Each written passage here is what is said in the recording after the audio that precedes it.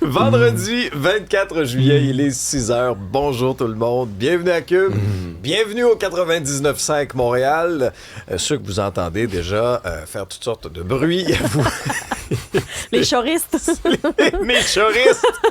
Isabelle Perron, Olivier Guillet, bonjour. C'est encore une ambiance de vendredi. Si bémol, fa dièse. Le vendredi, veille du Noël du campeur, en plus, ça a l'air, hein? Oui, monsieur le curé. Bon. Il y a toujours différentes organisations, mais c'est toujours un peu étrange comme célébration. Parce Oui. qu'en fait, en tout cas, chaque année, j'ai une affectation pour aller dans les campings, puis il y a toujours le kitsch exposant 4, particulièrement à Saint-Élie-de-Caxton, mais je sais jamais comment aborder cette fête-là. Bon. Alors, est-ce que vos préparatifs sont en cours de réalisation? Si vous êtes au camping ce matin, tant mieux. Surtout que d'habitude, ça tombe en plein milieu de la semaine. Donc là, il y en a qui le font avant, d'autres après. Mais là, on va pouvoir festoyer, ça tombe. techniquement, oui, là. Le Père Noël va pouvoir prendre Un petit shot gin de tonic. Est-ce qu'on se fait des cadeaux, Noël des campeurs? J'espère bien. J'ai jamais vécu ça, moi, Non. des campeurs. Moi non plus, Puis je j'ai dois vous campé, avouer. mais pas à ce Oui. moment-là, faut Mais dire. Alex, c'est sûr que le camping, c'est peut-être pas ton sport Bon, préféré. c'est sûr que c'est moins dans ma talle. Ça te prendrait Mais vraiment j'ai quelque déjà chose. eu, à l'époque, écoute, quand j'étais au collège, OK, faut remonter quand même. Très, très loin, là. Très, très loin. Quelle année? Wow. Début des années 1950. 2000. OK. Enfin, 1950. T'es bien tannant, toi, matin. C'est parce que t'as pas dormi hier, parce que C'est ça.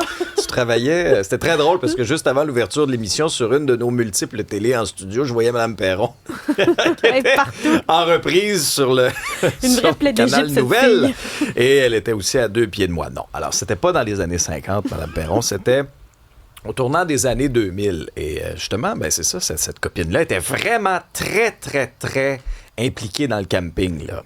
Mais je me souviens, c'est ça, je me souviens d'un désaccord quand même assez mémorable sur, disons, la fréquence De camping. de camping. Mais j'en ai pas refait depuis les 20 dernières années. Donc, c'était trop présent, le camping. Puis le de ce qu'on camping, comprend. c'est la tente que tu piques, là, ou bien c'est du glamping Non, déjà non, non, monté, non, prêt à c'était- camper. non, moi, c'est ça, là, c'était la tente cheap, là, Les pics. avec les piquets, puis La gamelle. Imaginez là, tout le cauchemar là, de comment un week-end de camping peut mal tourner, voilà. Alors, ça explique peut-être pourquoi j'en ai pas refait depuis Tu mangeais 20 ans. quoi? T'en rappelles-tu? Ça impliquait du papier d'aluminium puis un feu. Oui, mais ça, cuisiner sur la braise, c'est bon. Oui. Mes instincts primitifs étaient vraiment très sollicités pendant ce voyage de camping. On voit que c'est des doux souvenirs. Oui!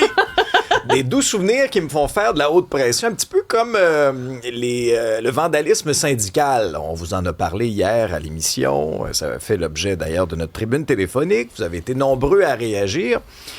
Et je sais que tu as reçu aussi à ton émission, Isabelle, Marc Ranger, syndicaliste que j'aime beaucoup. J'aime aussi le recevoir en entrevue. Il est le fun à colter. Oui. J'aime ça me colter. Non, mais il donne est des bon. bonnes explications. Oui. Puis ce qu'il disait essentiellement, c'est que, bah, regarde, c'est des autocollants, pas la fin du monde, là. Ouais. Ben, il a raison. Il a raison parce que là, j'ouvre mon journal ce matin. Et là, finalement, là, le 100 000 de dommages causés par les collants à la STM, là, c'est de la petite bière à côté de ce qui se passe à la Société d'État Hydro-Québec, mes chers amis. Êtes-vous bien assis? On est bien assis. OK. Ceinture attachée. 1,6 million de dollars depuis le début de 2025. Un litige entre Hydro et le syndicat des employés de métier.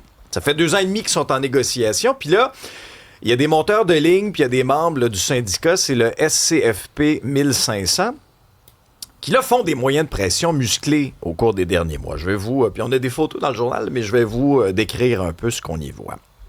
Il y a des autocollants sur des camions dans les bureaux. Ça arrête à ça, c'est pas si pire. Mais non. Des accès bloqués, des équipements et des véhicules déplacés dans les bureaux et dans les corridors. Vous allez voir, entre autres, une motoneige en plein corridor. Un autre appareil sur un classeur. Vous voyez? Des sorties obstruées, des ralentissements dans certaines opérations. Ils sont créatifs quand même. Hein? 5000 événements documentés, 700 interventions qui ont eu lieu en lien avec ces moyens de pression depuis 2025. Et là, bien sûr qu'Hydro essaie d'avoir réparation auprès du syndicat, dans le sens que là, remboursez-nous les frais encourus. Moi, être syndiqué, là, pas sûr que moi, je voudrais que mes cotisations syndicales soient destinées à ce genre de vandalisme-là, parce que arrêtez avec votre bullshit syndical, là. c'est du vandalisme. C'est pas un moyen de pression, c'est du vandalisme. Fait que moi, comme syndiqué, là, moi, je voudrais sincèrement qu'une grande partie de mes cotisations servent à ça? Ou au contraire, plus pour travailler à en venir à un accord, négocier de bonne foi autour de la table une convention collective, pas rentrer des motoneiges d'un corridor. C'est complètement absurde. Et ça se passe dans votre société d'État. Puis le 1,6 million, là, en bout de ligne, est-ce que ce sera réellement le syndicat qui va le payer ou ce sera vous et moi? Et voilà. Alors ça me fait faire de la haute pression presque autant que le camping. Ça, c'est pas peu dire.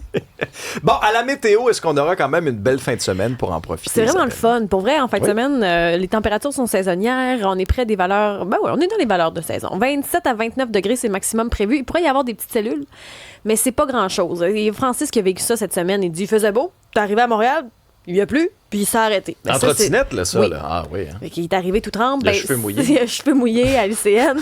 Bon, mais ça, c'est 2-3 minutes. Ça va passer très, très vite. Rien pour bousiller une belle fin de semaine de camping. C'est du soleil d'est en ouest. Ce sera magnifique pour les vacances de la construction.